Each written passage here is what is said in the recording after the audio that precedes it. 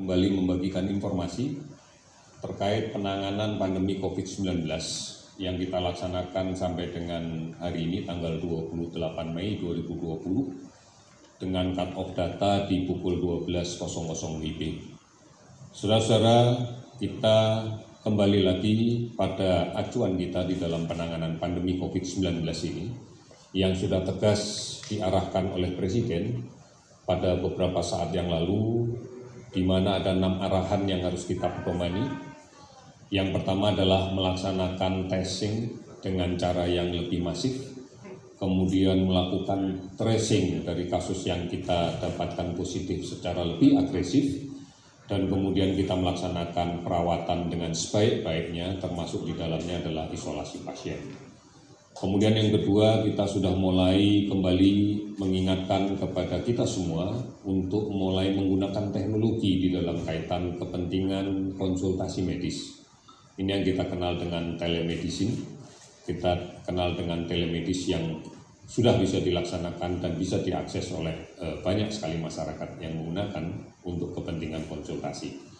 Ini semata-mata adalah untuk mengurangi kunjungan ke rumah sakit dalam rangka konsultasi yang pada saat-saat sekarang ini masih cukup berisiko apabila dilakukan. Kemudian yang berikutnya adalah kita harus selalu menjaga informasi yang kita berikan kepada seluruh masyarakat kredibel, transparan, dan mudah diakses oleh siapapun. Kemudian yang keempat, karena terkait dengan kita harus sepakat untuk berdisiplin, kita harus sepakat untuk secara bersama-sama mengikuti instruksi pemerintah, arahan pemerintah dalam rangka menangani pandemi COVID-19 ini, maka penegakan hukum adalah menjadi salah satu cara yang harus kita lakukan.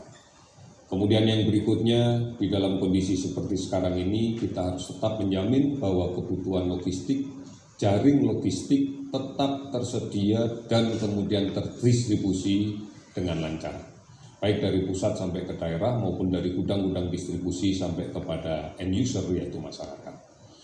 Kemudian dalam situasi yang sulit ini, pemerintah menyadari betul bahwa dampak ekonomi akan terkena kepada seluruh lapisan masyarakat. Oleh karena itu diperlukan stimulus ekonomi yang tepat dan cepat pada kelompok-kelompok yang sangat terdampak dari kebijakan-kebijakan terkait dengan pembatasan sosial skala besar maupun yang terkait dengan hal-hal yang lain yang diikuti oleh COVID-19.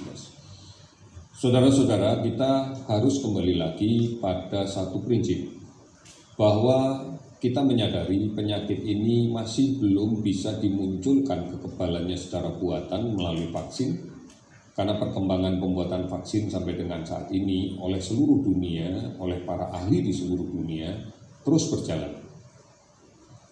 Kita berharap bahwa ini bisa segera diselesaikan, namun yang kita hadapi saat ini adalah bahwa vaksin itu belum ada.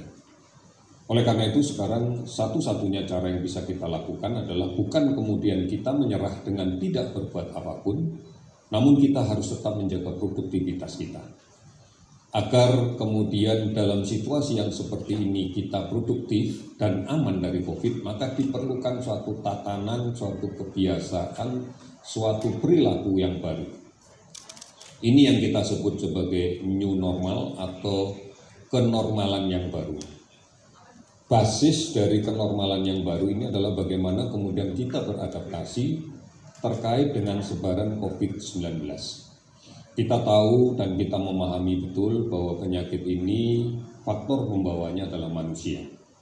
Oleh karena itu yang paling mungkin penularan adalah dari orang yang sakit yang berada di tengah masyarakat dan menular kepada orang lain yang sehat namun rentan terhadap penularan ini. Kita memahami bahwa penularan ini hanya bisa terjadi melalui droplet orang yang sakit ke orang lain yang rentan. Oleh karena itu maka menjaga jarak ini adalah dalam rangka untuk kita bisa keluar dari jangkauan droplet yang memungkinkan pada jarak sekitar 1 meter, maka kita harus berada lebih dari 1 meter dari orang lain secara fisik, manakala kemudian kita berinteraksi. Pada kondisi-kondisi tertentu kadang-kadang kita tidak mampu menjaga jarak ini.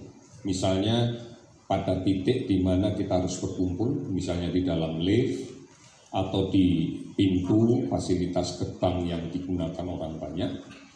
Oleh karena itu diharapkan kita menggunakan masker. Inilah cara untuk melindungi kita. Sebenarnya ada dua aspek yang penting. Yang pertama, apabila ada seseorang yang sakit, kalau dia menggunakan masker, maka pada saat dia bicara, pada saat dia batuk, pada saat dia bersin, dropletnya akan tertahan di masker, tidak menyebar kemana-mana. Cara ini sangat efektif untuk mengurangi penularannya ke orang lain, baik secara langsung melalui droplet yang dikeluarkan atau droplet yang mencemari benda-benda yang digunakan secara bersama. Misalnya pegangan pintu di satu fasilitas umum, di perkantoran, atau mungkin tombol lift, atau mungkin pegangan pada saat orang naik ke kendaraan umum, semisal kereta api komuter, maka ini akan kita bisa memiliki peran yang besar. Kemudian yang kedua, bahwa orang lain yang tidak sakit akan terlindung dari itu semua. Meskipun perlindungan masker tidak menentukan 100%, karena bisa saja secara tidak sadar benda-benda yang tadi tercemar oleh droplet orang yang sakit tidak sadar, kita tidak sadari, kita pegang. Kemudian dengan tangan yang sudah tercemar ini kemudian kita pegang mulut, pegang hidung, mata dan sebagainya, menyentuh wajah, maka ini juga menjadi sumber transmisinya. Ini menjadi cara transmisinya. Oleh karena itu yang kedua adalah membiasakan untuk mencuci tangan. Mencuci tangan dengan menggunakan sabun. Ini yang paling efektif. Karena kita pahami virus ini dindingnya tersusun dari molekul lemak, senyawa kimia lemak, yang sangat mudah hancur manakala terkena deterjen yang ada di sabun. Oleh karena itu mencuci tangan dengan sabun adalah cara yang tepat.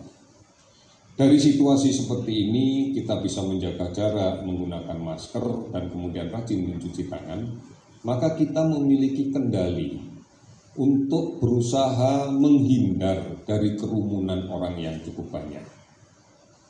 Kalaupun memang memiliki titik kepentingan yang sama, kita bisa menerapkan dengan cara bergantian.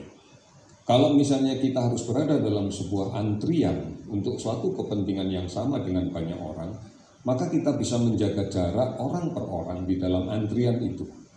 Ini semata-mata adalah upaya untuk mengurangi risiko tertular.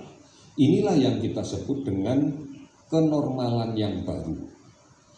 Sudah barang tentu kalau kemudian diimplementasikan di tempat pekerjaan, ya tentunya kita harus tetap mengikuti prosedur seperti itu. Harus ada fasilitas yang mudah diakses untuk mencuci tangan dengan menggunakan sabun. Kemudian mengatur tempat duduk atau formasi susunan kerja yang kemudian memungkinkan adanya physical distancing. Kemudian melakukan kegiatan-kegiatan yang tidak harus disertai dengan berkerumun. Ini adalah upaya-upaya kita untuk menghindari. Inilah yang kita sebut sebagai normal yang baru. Saudara-saudara, tentunya kita nanti akan bisa mempertimbangkan. Di dalam situasi yang seperti ini, tentunya kita akan selalu memperhitungkan apa keuntungannya keluar rumah. Kalau memang tidak banyak manfaat yang kita dapatkan, justru lebih banyak ancaman yang mungkin kita dapatkan pada saat kita keluar rumah, maka sebaiknya di rumah saja, tidak kemana-mana. Dan yang lebih penting, pada saat kita melakukan aktivitas di luar rumah begitu sudah selesai dan kembali ke rumah, cuci tangan, mandi jika memang diperlukan, ganti baju dan gunakan baju yang baru. Ini upaya yang bisa kita lakukan.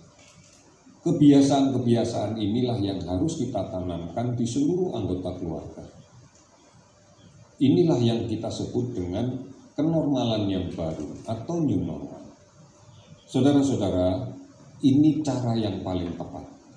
Dan seluruh dunia melakukan cara-cara seperti ini. Oleh karena itu produktivitas kita bukan berarti kita hentikan, karena kita tidak tahu sampai kapan vaksin ini akan ditemukan. Tetapi kita beradaptasi dan berdampingan dengan situasi yang masih sangat memungkinkan untuk terjadinya infeksi penularan COVID-19 ini. Oleh karena itu, sudah barang tentu siapapun yang kemudian mengelola tempat-tempat umum, mengelola tempat-tempat kerja, mengelola sekolah, mengelola tempat ibadah harus memperhatikan semua aspek ini. Bahkan kita berharap menjadi kontrol terhadap disiplin yang dilakukan oleh masyarakat.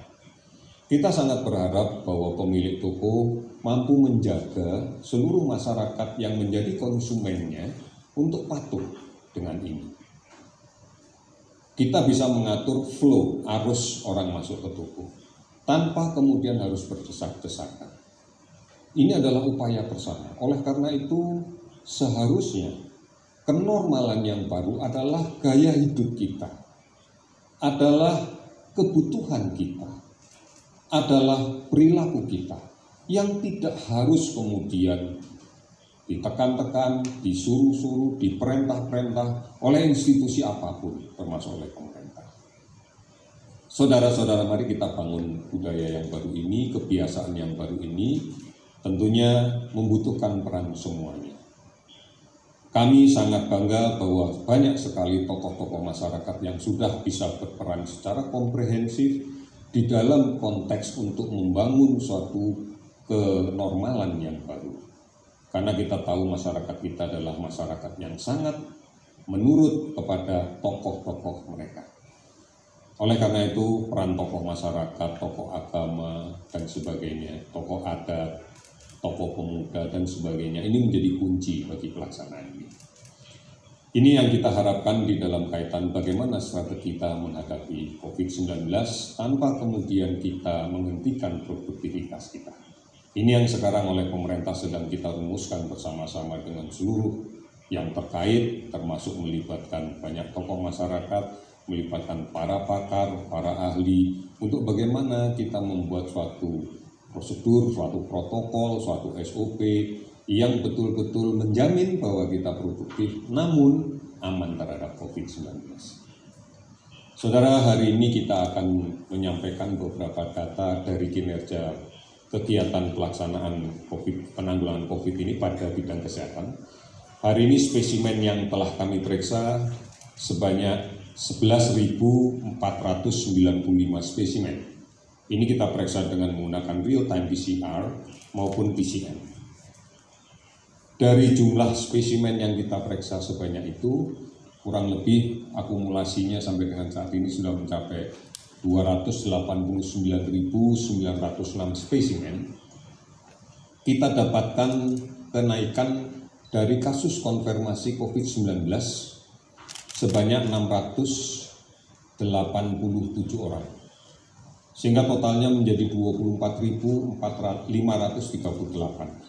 Kalau kemudian kita perhatikan betul, kenaikan ini kita dapatkan cukup banyak di Provinsi Jawa Timur. Ini ada 171 kasus. Kemudian di Kalimantan Selatan ada 116 kasus. Di DKI Jakarta 105. DKI Jakarta ini didominasi oleh saudara-saudara kita yang baru kembali karena bekerja di luar negeri. Dan kita harus melakukan screening terhadap mereka. Dan hari ini cukup banyak juga yang kita dapatkan dan seluruhnya kita rawat di rumah sakit darurat Wisma Atlet. Kemudian Sulawesi Selatan juga meningkat 46, kemudian di Sumatera Utara ada 30 kasus. Sementara kalau kita perhatikan provinsi yang tidak ada kenaikan sama sekali, tidak ada penambahan kasus sama sekali, atau tidak ada kasus sama sekali yang kita dapatkan adalah Bangka Belitung, DIY, Yogyakarta, Jambi, Kalimantan Utara, Lampung, Riau, Sulawesi Barat, Nusa Tenggara Timur tidak ada kasus sama sekali. Sementara ada 3 provinsi dengan penambahan kasus 1, yaitu Aceh, Kalimantan Barat, Kalimantan Timur. Kalau kemudian kita hitung dari hari ke hari, maka terlihat bahwa memang hari ini penambahan yang cukup banyak itu adalah Kalimantan Selatan. Karena kemarin 73, sekarang menjadi 116. Sementara kalau kita lihat Jawa Timur memang saat ini paling tinggi, tetapi sebenarnya hakikatnya kemarin itu 199, sekarang menjadi 171. Artinya ada penurunan dibanding dengan kemarin.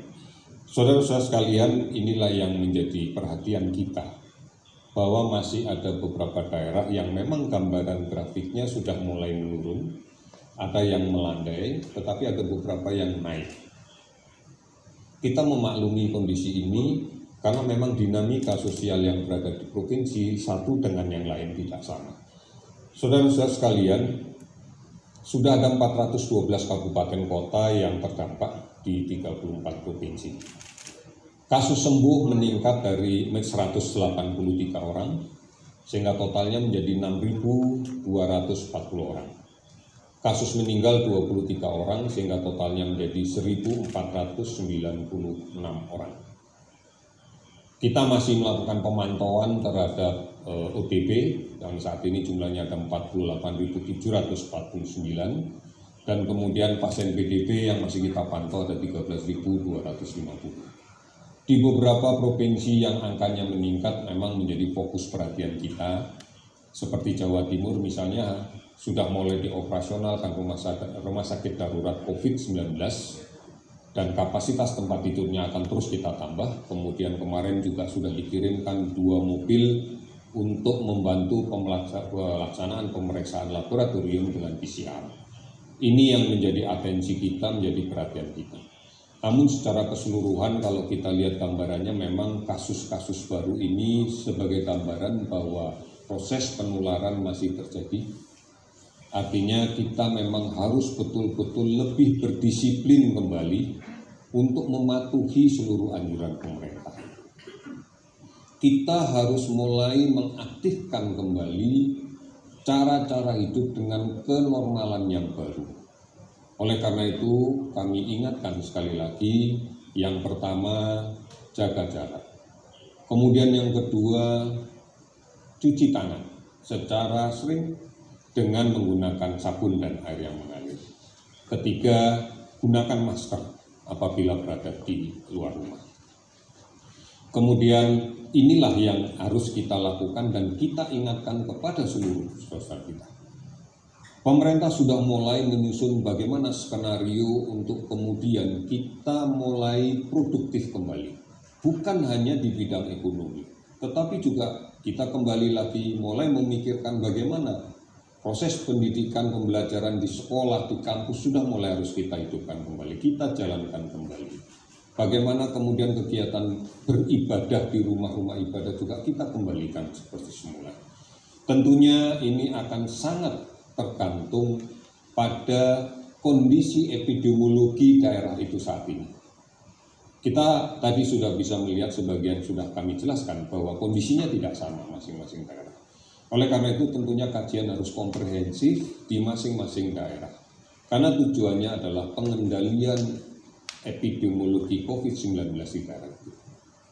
Saudara-saudara, terima kasih bahwa selama ini sudah mengikuti informasi yang benar tentang COVID-19, baik di portal covid19.go.id atau kemudian menanyakan melalui call center 119 atau melalui akun media sosial @lawancovid19 atau kemudian melalui beberapa aplikasi online, layanan telemedicine yang lain. Dan saya yakin bahwa berita yang rutin disiarkan oleh Televisi Republik Indonesia dan Radio Republik Indonesia serta disebarluaskan oleh seluruh televisi dan radio swasta yang lainnya ini memberikan informasi yang benar, informasi yang bisa dijadikan pedoman dan bisa dijadikan pegangan bagi semuanya. Oleh karena itu saudara-saudara sekalian, kita harus yakin bahwa disiplin, bahwa kebersamaan, bahwa gotong royong itulah kuncinya. Kita menuju ke era yang harus kita hadapi dengan cara hidup yang baru, dengan persepsi normal yang baru. Ini kuncinya. Kami yakin kita bisa. Yakin kita bisa. Indonesia pasti bisa. Sekian, terima kasih.